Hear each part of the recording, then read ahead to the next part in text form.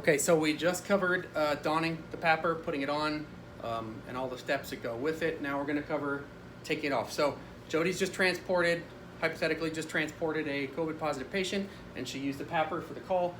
So now after we are done, we're going to safely remove it so that we're going to minimize the spread of anything potentially.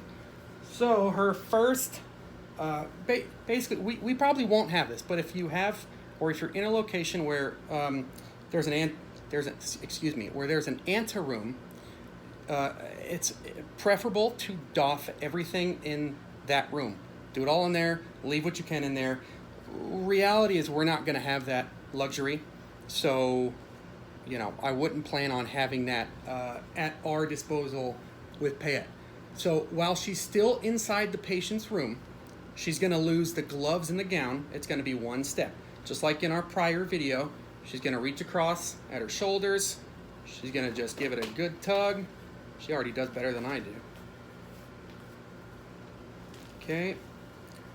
Just being careful not to touch her clothing, anything like that. Keep it away from the body. She's rolling the gown and gloves together, and they're all going to form one giant ball, basically.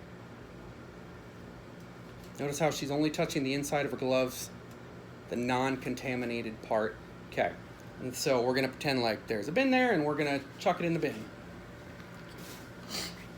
All right, so she did that, remember, in the patient's room. That stays in the patient room. You do not walk out with it.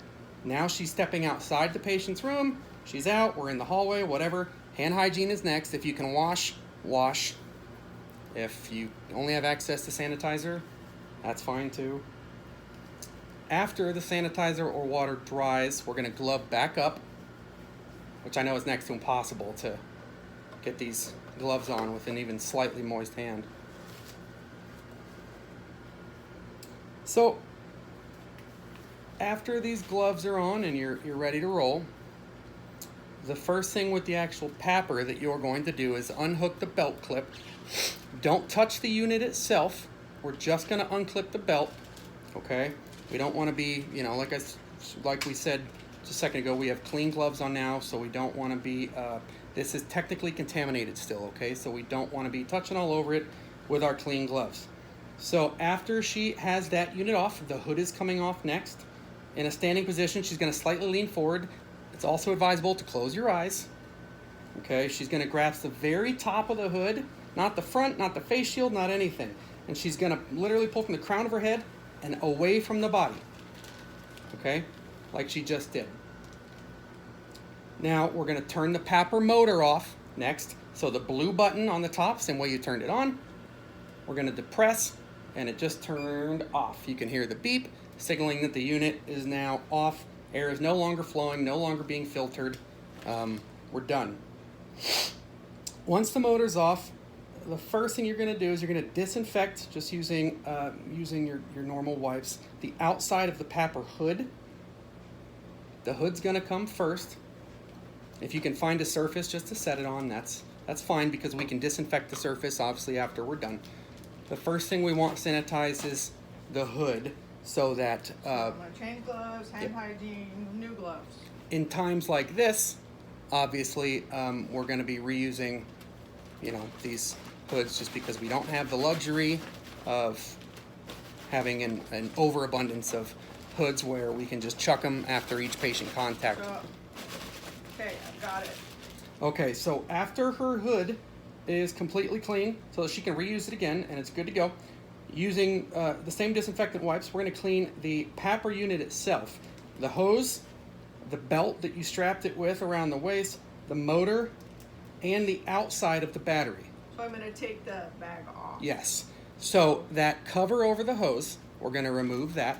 I'm just going to cut it with my scissors. That's fine. And then I will wipe it all down with the gray tops. And that thing gets scrubbed from stem to stern.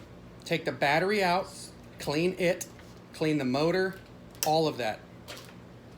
But like I said, do not touch the contacts, please. Okay, that's good. So once everything is clean, your PAPR's been disinfected, all that, no problem. She's gonna do some hand hygiene again. Yeah. Take the gloves off, wash the hands.